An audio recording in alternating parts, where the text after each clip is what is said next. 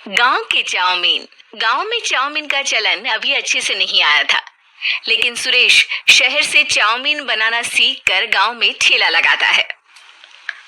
अरे ये केचुआ है क्या भैया? कैसे खाया जाता है? अरे नहीं नहीं, ये चाउमीन है। चाउमीन शहर में खाया जाता है। कितने की दे रहे हो सुरेश? 10 रुपए की प्लेट भरकर। तभी वहां शहर से पढ़ा एक लड़का आता है। जरा एक प्लेट चाउमीन तो देना। सुरेश उसे चाउमीन देता है। उसे चाउमीन खाता देख गांव वाले भी उससे चाउमीन ले लेते हैं और खाने लगते हैं। अरे वाह सुरेश भैया, कमाल की बनाए हो। 2 प्लेट मेरे बच्चों के लिए भी पैक कर दो।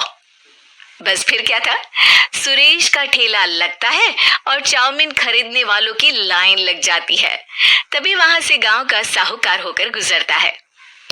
और ये क्या भीड़ लगी है? लगता है झगड़ा हो गया है गांव में।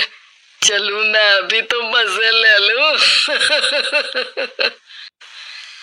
अरे कहाँ है, इतनी भीड़ लगी है यहाँ? लड़ाई हो गई है क्या? अरे साहूकार साहब, ना ना ना, कोई लड़ाई ना हुई है। ये तो सुरेश की दुकान है चाउमीन की।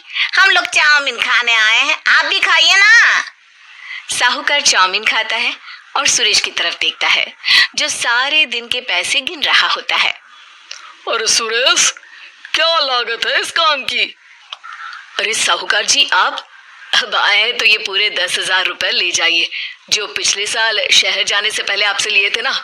लागत तो क्या कहे, जो आपने दिया था उसी में सीखा भी है और दुकान भी खोल ली। अरे पैसे इतने जल्दी क्या जरूरत थी? कैसे जरूरत नहीं थी साहूकार जी, इतना मोटा ब्याज कहाँ से भरते। साहूकार को अब सुरेश की दुकान को हड़पने की लालच आ जाती है। नाना करते ये सारे दिन में 500 रुपए कमा ही लेता है। अरे गांव में ये ऐसे ही कमाता रहा तो कहीं ब्याज का काम ना शुरू कर दे। अरे भैया, कोई ना कोई जुगाड़ तो करना पड़ेगा। अब साहूकार घर आ जाता है और अपनी बीवी को सारी बात बताता है। हाँ जी, ये तो मैंने भी सुना है कि सुरेश के हाथ की चाउमीन नहीं खाई तो कुछ नहीं खाया। अरे हाँ हाँ, सही ही कहते हैं, मैं भी खा कर ही आ रहा हूँ। अरे भाग्यवान है, कितना अच्छा हो ना अगर वो पैसा हम लोगों को मिल जाए। क्यों है? हाँ वो तो है, लेकिन कैसे? हम लोगों को तो चाउमीन बनाना आता ही नहीं है। साहूकार और उसकी बीवी अब रोज चुपके से सुरेश के घर जाते हैं और खिड़की से उसे चाउमीन बनाते देखते। अब क्या था, दोनों को चाउमीन बनाना आ जाता है। फिर एक रोज, और सुरेंद्र, तुझे साहूकारनी ने बुलाया था। बोल रही थी कि बेटे के जन्मदिन में 10 किलो चाउमीन का ऑर्डर देना है, बना दोगे ना? अरे हाँ हाँ साहूकार जी, मैं जरूर बना दूंगा। कब देना है घर में 10 किलो चाउमीन? अरे वो तो तू घर आकर बता कर लेना, मैं नहीं बता पाऊंगा। ठीक है, शाम को काम निपटा कर आ जाता हूँ। सुरेश साहूकार के घर जाता है, लेकिन वहां मियाँ बीवी मिलकर उसे बंधक बना लेते हैं।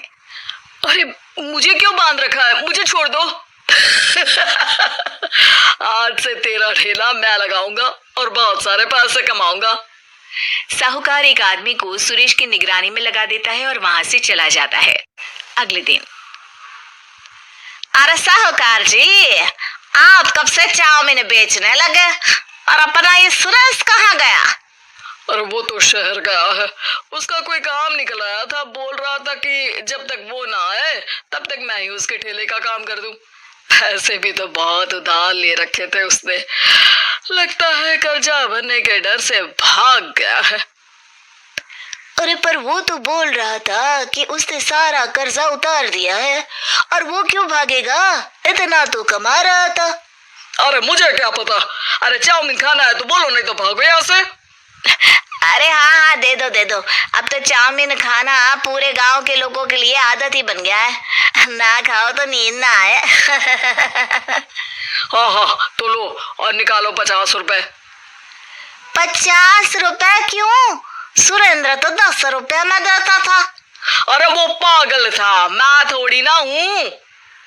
गांव वाले जिनको चाउमीन की लत लग गई थी वो करते भी क्या, दे दो और ये लो 50 रुपए। लेकिन फिर साहूकार उन लोगों को प्लेट में थोड़ी सी चाउमीन रख देता है। अरे ये क्या, पैसे 5 गुना ज्यादा और चाउमीन बस इतनी सी।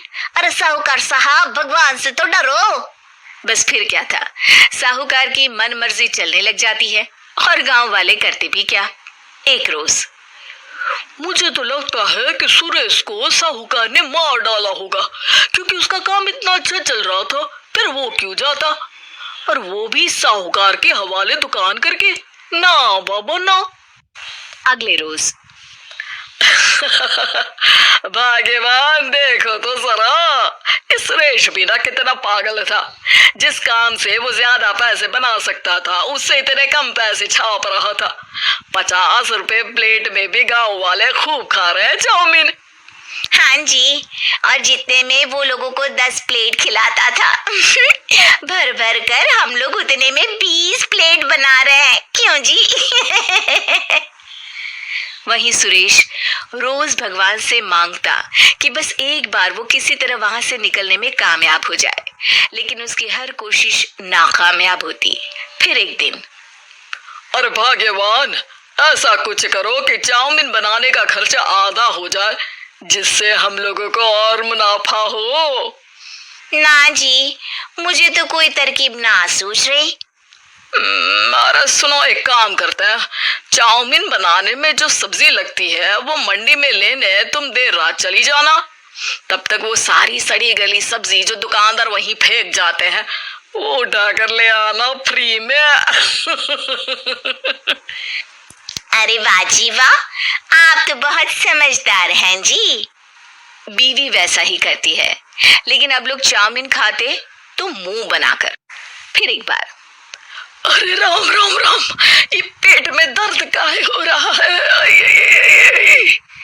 हाय रे हाय, मेरा भी पेट दर्द के मारे फटा जा रहा है। सभी को शक हो जाता है कि उन लोगों को चाउमीन खाने से ही ये बीमारी हो गई है। वहीं दूसरी तरफ जो आदमी सुरेश की निगरानी कर रहा था, वो सो रहा होता है और मौका देखकर सुरेश वहां से भाग जाता है। सुरेश गांव वालों के पास जाकर उन्हें सब कुछ बता देता है। बस अब क्या था, साहूकार के घर पुलिस पहुंच जाती है। चलो, तुमने गांव के लोगों को खराब सब्जी वाली चाउमीन खिलाकर बीमार किया और सुरेश को बंधक बनाया। तुम्हें इसीलिए हम गिरफ्तार कर रहे हैं। साहूकार को पुलिस ले जाती है और फिर अगले दिन से सुरेश का ठेला गांव के बाजार में लग जाता है, जहां अब पहले से ज्यादा भीड़ होती है।